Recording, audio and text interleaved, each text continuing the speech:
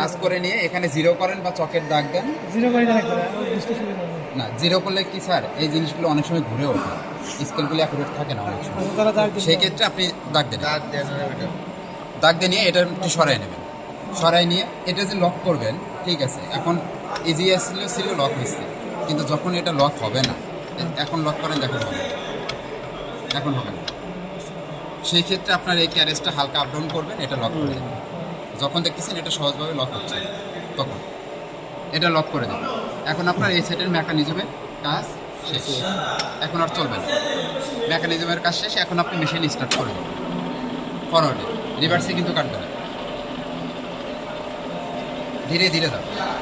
ওই সেম একই, outside inside দুটো একই, শুধু একটা কি একটা পিন দিব ক্লকওয়াইজ আর একটা আর একটা দেবে হচ্ছে এন্টিক্লকওয়াইজ।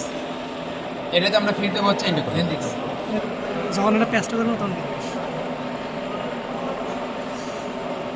টাচ হয়েছে খুবই হালকা।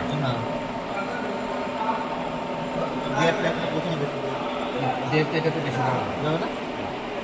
এখন এটাতে ডেপথ বেশি দিলে হয় কি, ওটা তো কাটিং পার্টস আপনারা একটা হোল্ডারে লাগান, এটা হোল্ডার ঠিক আছে, কিন্তু এটা তো ছোট্ট কাটিং পার্টস, হঠাৎ করে ভেঙে যাবে, এই কারণে এটাতে ডেপথ দিতে হবে। ইনসাইডে যখন কাটবেন তখন ডেপথ কমবে।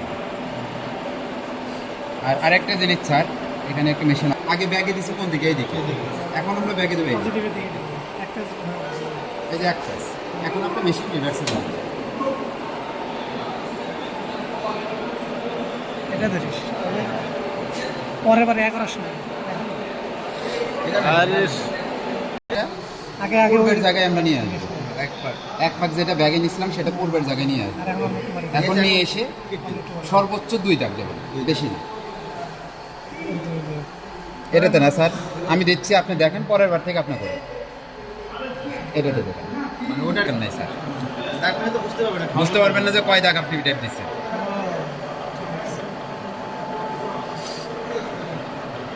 ঠিক আছে, ওটা